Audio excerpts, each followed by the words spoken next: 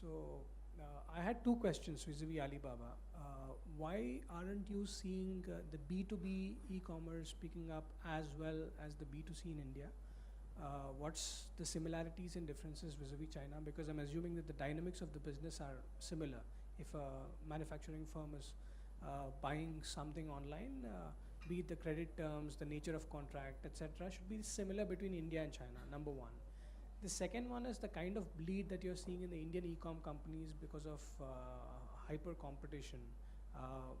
Did China really go through this phase, or was Alibaba super smart and scaling up very fast? Two questions about Alibaba and likening it to the Indian context.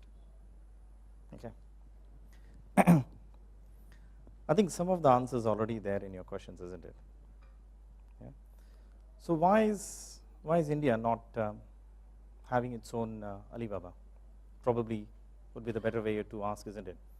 Or why are we not succeeding in the B2B space? I think that question is not right, because consumer world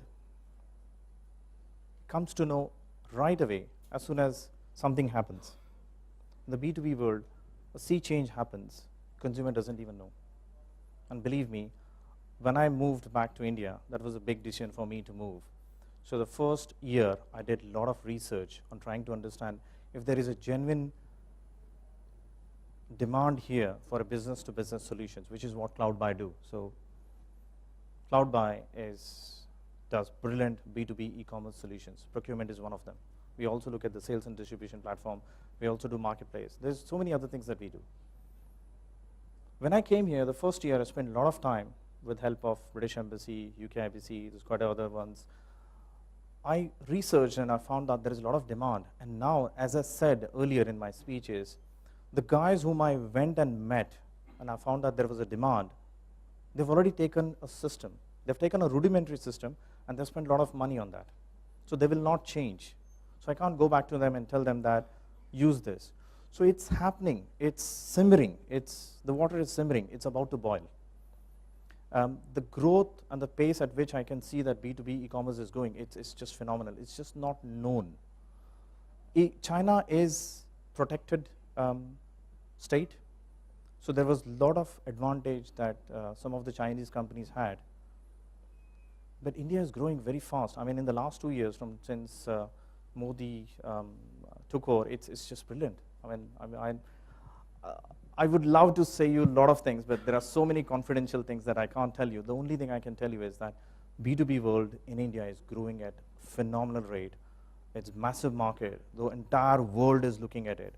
There are so many companies that have had a one-to-one meeting where they're outside of India. They came and they had a chat. They said they want to invest a lot of money. There's absolutely huge growth happening.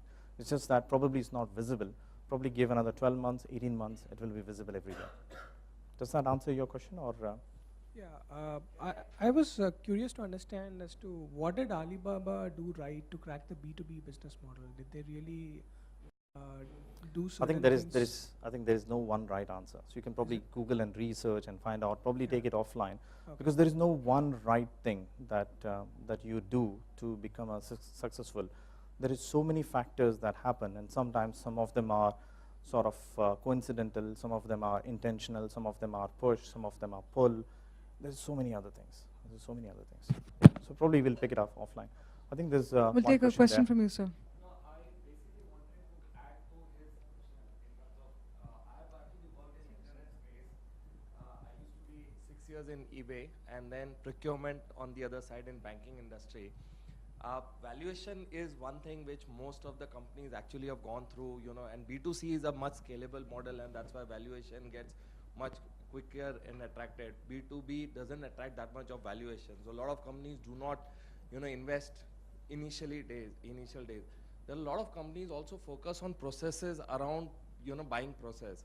So if I see something on Snapdeal, which is today at the lowest cost, but I haven't followed the 3-vendor approach, the lowest cost, in getting a proper invoice, payment terms. So it becomes very difficult for me to just buy it online and then, just process the invoice. So companies also have to evolve during, this entire transition phase, which I'm sure, over the period of time they will. But like I said, I've seen that B2C happening much faster because of, it's very easy and convenient. But companies becomes very rigid in the process itself. And until unless it comes from the top, or we take a radical change in the way we do our business, is not going to solve really quickly. Okay, so I'll tell you again a small story. I do this. Sometimes my team says I do it a bit too much. My first daughter, my older one, she learned English obviously in UK, and she learned how to sounds like, and she does better spellings than me. And she says, "Papa, you don't know," and obviously I don't know. She can spell words in a much better way. My younger one had already moved here, and so she started learning the sounds like here in India. So she would come and ask about few things. What do you do? What is the spelling of this? And what is the spelling of that? How does ABC sound like? Or how does U sound like? And those kind of things. So sometimes she would miss an alphabet in an A to Z. And then I would say, I'm not brilliant at this. So my wife is brilliant.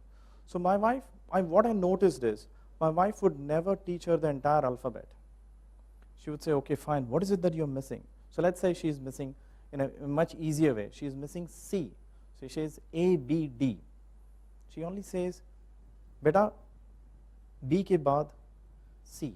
So C comes just after that. So you're just filling the gap and you're making them knowledgeable.